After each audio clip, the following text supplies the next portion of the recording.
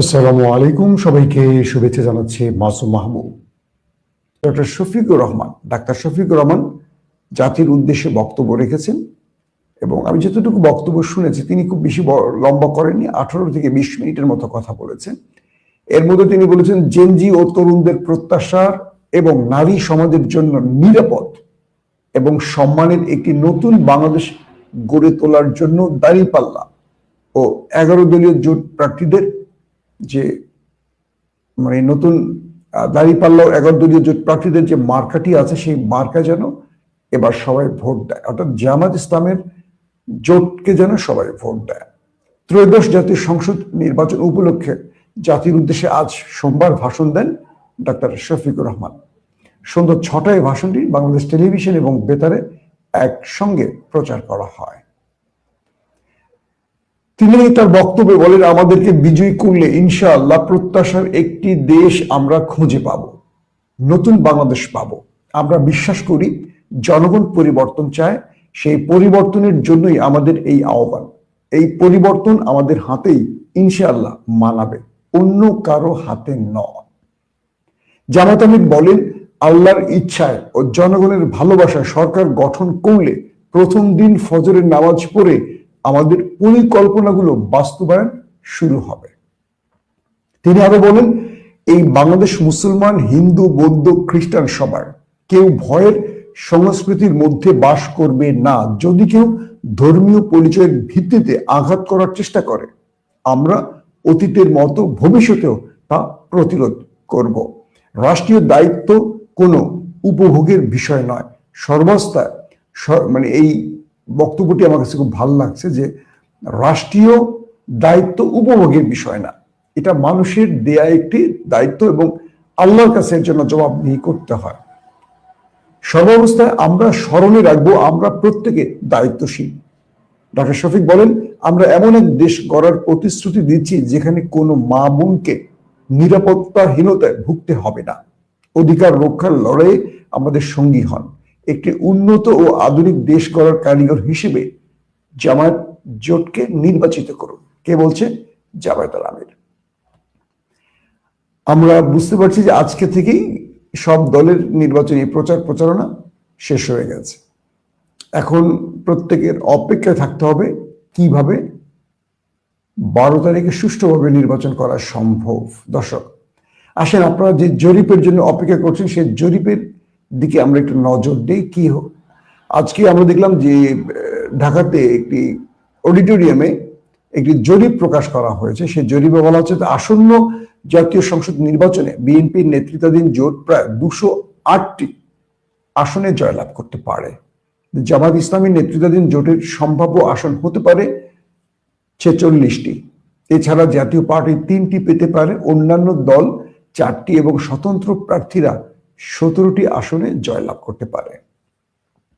এটি দিয়েছে ইএএসবি নামক একটি সংস্থা, তারা এই জরিপটি প্রকাশ করেছে এবং তারা বলছে 41,000 মানুষের মতামতের ভিত্তিতে এই জরিপটি পরিচালিত হয়েছে। জাতীয় জনমত জরিপ দেশটির 300টি সংসদীয় আসনের প্রতিটি প্রাইমারি স্যাম্পলিং ইউনিট পদ্ধতি অনুসরণ করে পরিচালিত হয়েছে। এতে সারা দেশ থেকে মোট 41,500 জন উত্তরদাতার মতামত সংগ্রহ করা হয়। তথ্য সংগ্রহে ব্যবহার করা হয়েছে কোভো টুলবক্স ডিজিটাল প্ল্যাটফর্ম। জরিপটি পরিচালিত হয় 18 জানুয়ারি থেকে 31 জানুয়ারি পর্যন্ত। এতে গ্রাম ও শহর এলাকার মানুষের সমান প্রতিনিধিত্ব নিশ্চিত করা হয়েছে। দর্শক, জরিপে সামগ্রিক ফলাফলে দেখা যায় রাজনৈতিক দল হিসেবে সর্বোচ্চ 66.3% ভোটার বিএনপিকে ভোট দেওয়ার ইচ্ছা প্রকাশ করেছেন। দ্বিতীয় অবস্থানে রয়েছে জামায়াত ইসলামী, সমর্থন 11.7%। এছাড়া এনসিপি পেয়েছে 1.7% সমর্থন। জাতীয় পার্টির ক্ষেত্রে এই হার মাত্র 0.4% এবং স্বতন্ত্র প্রার্থীদের প্রতি সমর্থন 2.6%। এই রিপোর্টটি, আর আমি যদি আদার্স যে রিপোর্টগুলো আমার কাছে এসছে আমি যদি মিলিয়ে দেখি, আমার মনে হচ্ছে রিপোর্টটি বায়াসড একটি রিপোর্ট, মানে জরিপটি এটি কাল্পনিক। কারণ সোশ্যাল মিডিয়াতে আমরা যতগুলো জরিপ চালিয়েছি আমি দেখেছি 24, ইন্ডিপেন্ডেন্ট, সময় টিভি, 71 টিভি, এরা প্রত্যেকে বিভিন্ন ইস্যুতে যে জরিপগুলো করছে বিভিন্ন মতামতের আলোকে, সেখানে এই জরিপের সঙ্গে ওই জরিপের কোনো মিল খুঁজে পাওয়া যাচ্ছে না। ইন্টারেস্টিং ব্যাপার হলো, নির্বাচনের আগে যে হঠাৎ করে জরিপটি দেয়া হয়েছে, জরিপটির সত্যতা খুঁজে পাওয়া যাচ্ছে না। দৈনিক ইনকিলাব নামক একটি পত্রিকা, যেটা জন্ম থেকে জামাত বিরোধী হিসেবে পরিচিত, তাদের জরিপ দেখলেও এরকম কাছাকাছি মনে হয়। কিন্তু নিরপেক্ষ বেশ কিছু সংস্থার জরিপে দেখা যায় জামাত বিএনপির চেয়ে অনেক আসনে এগিয়ে রয়েছে, এরকম জরিপ আমরা দেখেছি।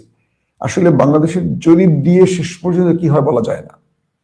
তবে বিএনপির জন্য সবচেয়ে টেনশনের কারণ, আমি ইনকিলাবের কথাটি বললাম, হয়তো অনেকে আহত হতে পারেন। ইনকিলাব একটি বায়াসড পত্রিকা। জনকণ্ঠ যেমন একসময় ছিল আওয়ামী লীগের মুখপাত্র, ইনকিলাব ছিল একটি গোষ্ঠীর মুখপাত্র। এই গণমাধ্যমটি শুরু থেকে আজ অবধি একটি পক্ষকে সার্ভ করে থাকে এবং তারা জামাত বিরোধী একটি পত্রিকা হিসেবে বিবেচিত হচ্ছে। এই মুহূর্তে তারা চরমোনাই বা বিএনপিকে সমর্থন করলেও জামাতের বিরুদ্ধে তাদের প্রত্যেকটা নিউজ এবং যথেষ্ট বাকওয়াস মিথ্যা সংবাদ তারা প্রচার করে আসছে। প্রতিদিন তাদের এই জন্য দুঃখ প্রকাশ করতে হচ্ছে। সো আমি আর এই গণমাধ্যমটি নিয়ে আর কিছু বলতে চাইছি না। দর্শক, বিষয়টা হলো, আগামী নির্বাচনে বিএনপি এবং জামাতের মধ্যে যে হাড্ডাহাড্ডি লড়াই, বা বিএনপি আজকে যে অবস্থায় চলে এসছে, এই জরিপের আসল ফলাফল এখান থেকে বিবেচ্য হচ্ছে যে না, জামাত বিএনপির ঘাড়ে নিঃশ্বাস ছাড়ছে, এটা মানতে হবে। বিএনপি যত বড় দল, জামাত জিতবে কিনা জানি না, বিএনপি অনেক বড় দল। তো সেই হিসেবে বিএনপি তার অবস্থানে বা ভোটারদের কাছে গিয়ে বিএনপি অনেক বার্তা পাচ্ছে। বলা হচ্ছে যারা স্বতন্ত্র থেকে দাঁড়িয়েছে বিএনপির ভেতরে, এরা এবার অনেক আসনে হেরফের ঘটিয়ে দিতে পারে। ধরেন, অনেক বিএনপির অনুসারীরা বা সমর্থনকারীরা বা বিএনপির নেতারা এবার স্বতন্ত্র হয়ে দাঁড়িয়েছেন। এই সংখ্যাটা একেবারে কম নয়। এই আসনগুলো বিএনপির হাতছাড়া হতে পারে। 2, জোট যাদেরকে দেয়া হয়েছে, সেই জোটগুলো এবার পরাজিত হতে পারে, অর্থাৎ অধিকাংশ জায়গায় জোটের প্রার্থীরা হেরে যেতে পারে। যেমন জামায়াত ইসলাম তার জোটকে বিজয়ী করার জন্য আপ্রাণ চেষ্টা করছে। বিভিন্ন জায়গা থেকে ভোটার তারা, যেমন নাহিদ ইসলামের বিষয়টি জানছি, আল্লামা মামুনুল হকের বিষয়টি জেনেছি, তাদেরকে বিজয়ী করার জন্য আপ্রাণ ট্রাই করছে জামাত ইসলাম। নিজেদের ভোটারদেরকে এক জায়গা থেকে আরেক জায়গায়, যখন ইসি একটা সুযোগ দিয়েছিল ভোটার হালনাগাদের, তখন এরা চেঞ্জ করেছে নাহিদকে আনার জন্য। এই নাহিদ জামাতের বিরুদ্ধে অনেক প্রকাশ্য কথা বলেছে। এই মাহফুজ আসিফটা এভাবে খেয়াল করিনি, কিন্তু মাহফুজ বলেছে। তো জামাত তাদের জোটকে বিজয়ী করার জন্য চেষ্টাগুলো করছে। পক্ষান্তরে বিএনপির মধ্যে আমরা দেখতে পাচ্ছি যে যেখানে জোটের প্রার্থী দাঁড়িয়েছে বিএনপি, সেই জোটের টাকা খাওয়ার জন্য মাঠে আছে, কিন্তু ভোটের ক্ষেত্রে বড় রকম হেরফের হবে। কয়েকটি সূত্রের খবর, আমি নাম প্রকাশ করব না, নির্বাচনের আগে হয়তো পক্ষপাতিত্বের অভিযোগ তুলবেন। তারেক রহমানের আস্থাভাজন বা প্রিয়ভাজন এরকম অনেক ইয়াং লিডারকে বিভিন্ন জায়গায় জোটের যাদেরকে নমিনেশন দেয়া হয়েছে, বিএনপি সেখানে আইওয়াশ মিছিল, মিটিং বা প্রচারণা কাজ করছে। কিন্তু বিএনপি নিজেই বলছে তারা সেই ভোটগুলো দেবে না। ধানের শীষে যেহেতু মার্কা তারা পায়নি, দীর্ঘ 17 বছর 18 বছর ওয়েট করে, তারা কোনো গরুর গাড়ি বা কোনো রিক্সা বা এরকম অনেক মার্কা আছে না, এই মার্কাগুলো তারা ভোট দেবে না এমনটিও করছেন। তারা অনেকেই হয়তো দাঁড়িপাল্লায় ভোট দিতে পারেন। এবার জামাতের বিজয়ের একটা সুযোগ তৈরি হবে, কারণ বিএনপির একটা বড় ভোট চলে যাবে জামাতের ঘরে। জামাতের হয়তো কোন নির্দিষ্ট খুব বড় ভোট ব্যাংক নেই, কিন্তু এই ভোটগুলো তারা পেয়ে যাবে বিএনপির পক্ষ থেকে, যেখানেই জোট দাঁড়িয়েছে। একটা ব্যাপার। আর দ্বিতীয় ব্যাপার হলো, বিএনপির একটা সাইলেন্ট ভোটার আছে, আওয়ামী লীগের একটা সাইলেন্ট ভোটার আছে, হিন্দুদের একটা বিশাল ভোট ব্যাংক আছে। এই ভোটগুলো সুইচ করবে, একটু বেশি চলে যাবে ধারণা করা হতো জামায়াতের দিকে। দর্শক, আসছি এবার বিএনপির আতঙ্ক নিয়ে। বিএনপির এই মুহূর্তে আতঙ্ক জামায়াত ইসলামকে নিয়ে। জামায়াত ইসলাম পুরো 16-17 মাস যে গঠনতান্ত্রিক, নিয়মতান্ত্রিক, শৃঙ্খলাপূর্ণ রাজনীতিটা করেছে, এইখানে পুরো ভিন্ন রূপে ছিল বিএনপি এবং বিএনপির মধ্যে অন্তঃক্রন্দল। আজকেও বিভিন্ন জায়গায় মারামারি কাটাকাটি হয়েছে।